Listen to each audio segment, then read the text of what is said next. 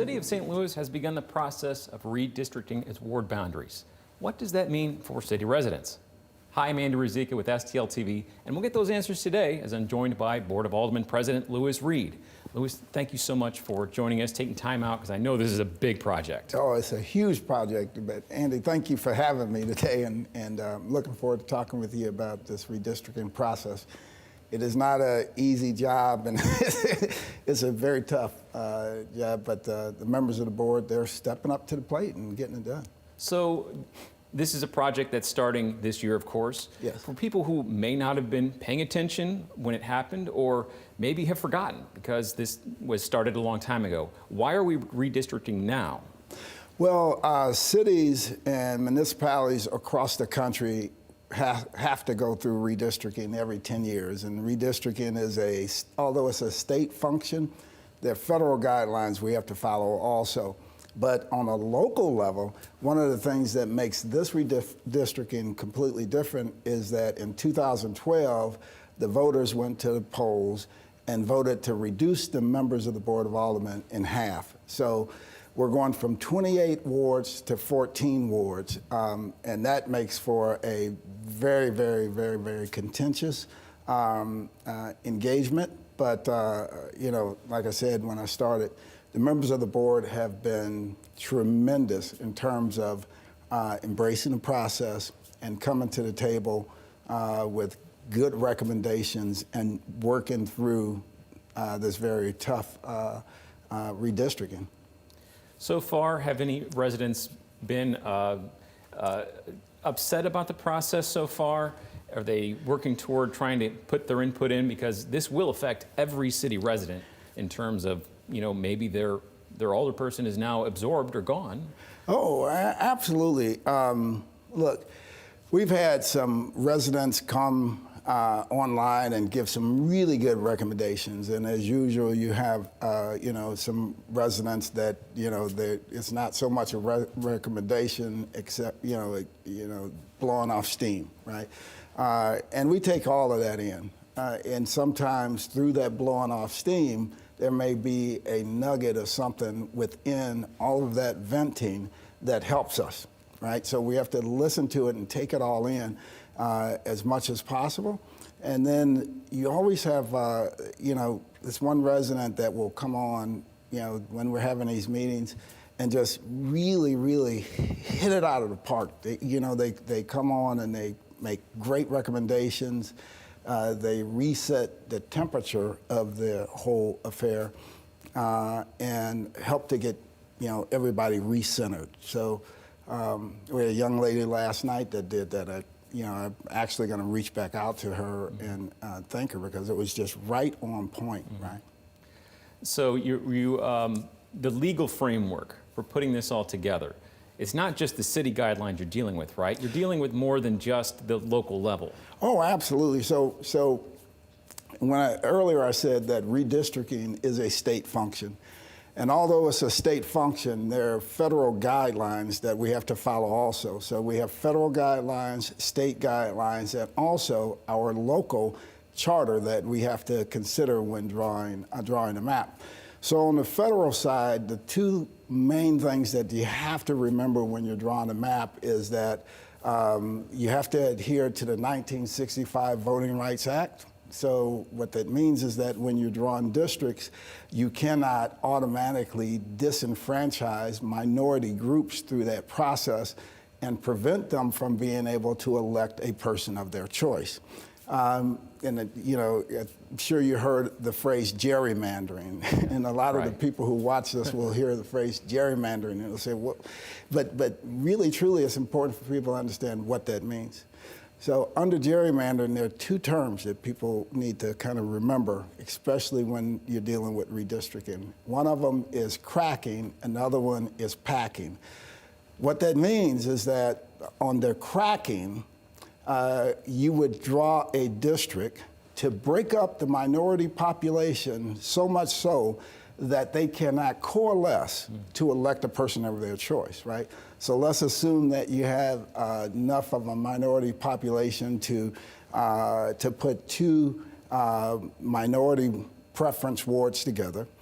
And instead of naturally doing that, you break all of it up so that there are smaller groups within a bunch of wards that then can outvote the minority population.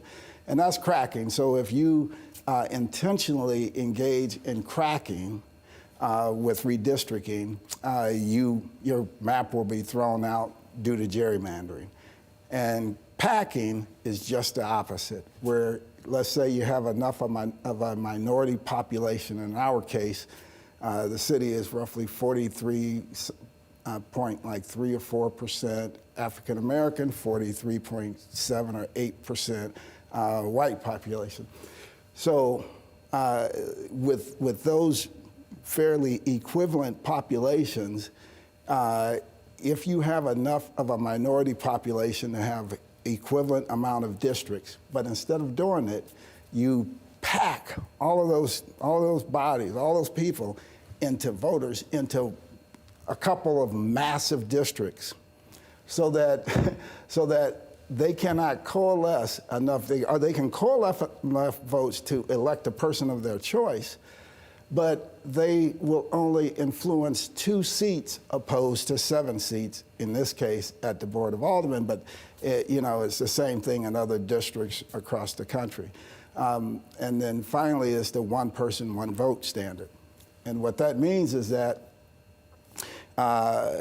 you should keep the wards or the districts that you're drawing within a comfortable variance. And in our case, it's plus or minus 5%. And that's kind of the average across the country. And the reason you have to do that, draw districts of equivalent size, and the reason it's called one person, one vote, is because let's say you ran for a district and we only put 1,000 people in your district, but this other person ran in a district where we put 100,000 people in. The person with 100,000 people will have far more power and far more authority before that branch and within government as a whole, because they are representing 100,000 people opposed to you representing 1,000. So it's not just you that lose, but it's the people that you represent. Because your people, that 1,000 people that you represent now, will be underrepresented in front of that body. So yes, we are talking about redrawing maps and fairness and representation. You mentioned quite a bit of it. You've had a little bit of a difficulty maybe breaking up districts, and I understand so far with the proposed map that there's going to be 7 Caucasian, 7 African American wards. Is that correct? Yes, in the current proposed map, and it's called a working draft. For the people that are watching this, it's really important to remember that, is because some people have called us and thought that was the final document, but no, it's a working draft. First and foremost, we have some work to do on it because we could not adopt it as is because it would not be legally compliant. There are things we still have to do within that map. But what that map shows is that we can comfortably draw a map that has 7 and 7, right? 7 minority preference wards and 7 non-minority preference wards, right? And do it and stay within the legal framework and not have to, be diverted through gerrymandering, right? So, and it also shows that we can do that and keep a lot of neighborhoods together. So there's this other idea called communities of interest. And, when you're drawing maps, one of the things that you want to consider are communities of interest. And in this case, a community of interest would be a neighborhood. But you cannot elevate a community of interest above a federal standard like the one person, one vote standard, or the 1965 Voting Rights Act.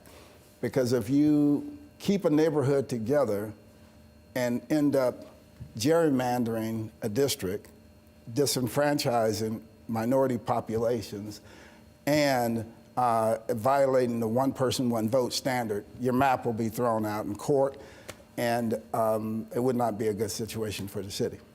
Now, St. Louis, as you mentioned, has so many rich neighborhoods. I mean, you think about all the rich neighborhoods we have, to Bolivar Place and North City. How do you working hard to keep all those districts kind of in the similar neighborhoods, keep them together, and keep an older person that wants to focus toward all of that ward?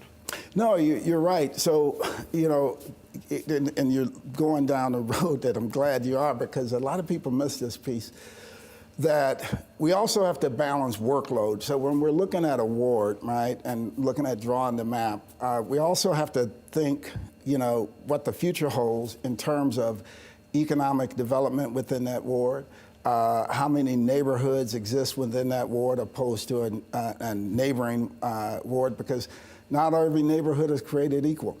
Some neighborhoods have upwards of 15,000 people living in one neighborhood. Then you have other neighborhoods where a couple of 100 people living in them. So if you are an alderperson or elected official, and your neighbor has two neighborhoods, one with 15,000, another one with 5,000 in it, their workload will be dramatically dropped, right? Because they're not going to have to, they only have to attend 2 neighborhood meetings a month, right? And it's fairly easy work. But if they're sitting next to someone with 15 neighborhoods, and that alderman sitting next to them may have to attend 15 neighborhood meetings a month and cater to those 15 neighborhoods, much more difficult, especially if the neighborhood has a lot of, infrastructure challenges and needs and requirements. So we have to balance those things also when we're working on. So obviously, if people are going to have a lot of input yet, yes, and you're still taking input, how can people further get their voice out to you? It is absolutely essential that people let their voices be heard.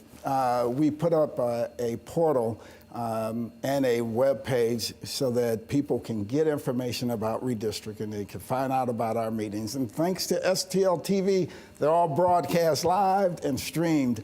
And you, by the way, you guys do a phenomenal job of managing those meetings.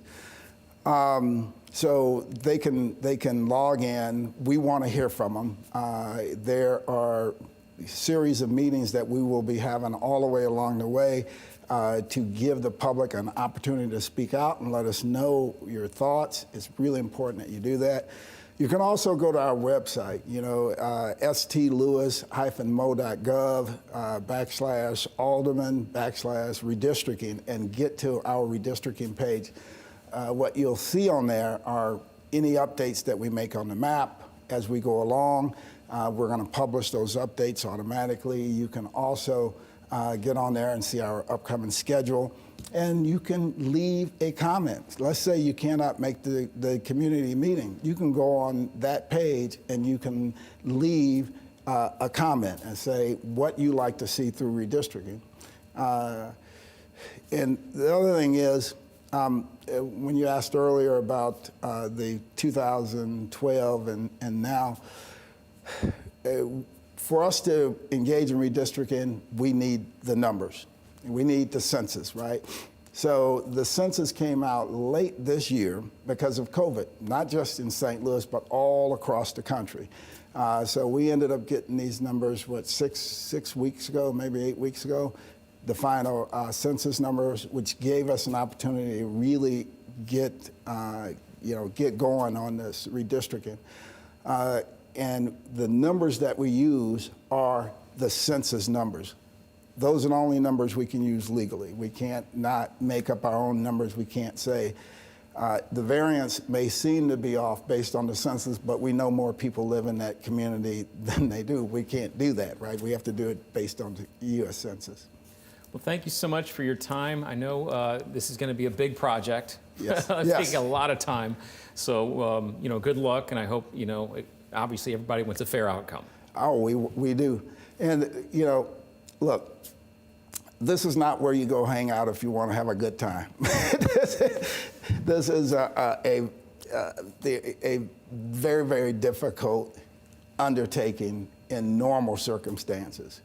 But when you have 50% of the aldermen that essentially will have to vote for a map that will,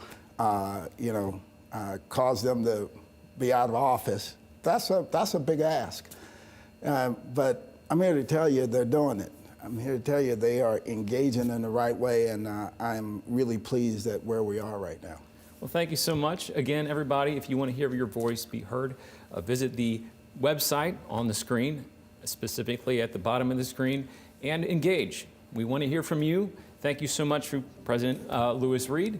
For STL TV, I'm Andy Rizika.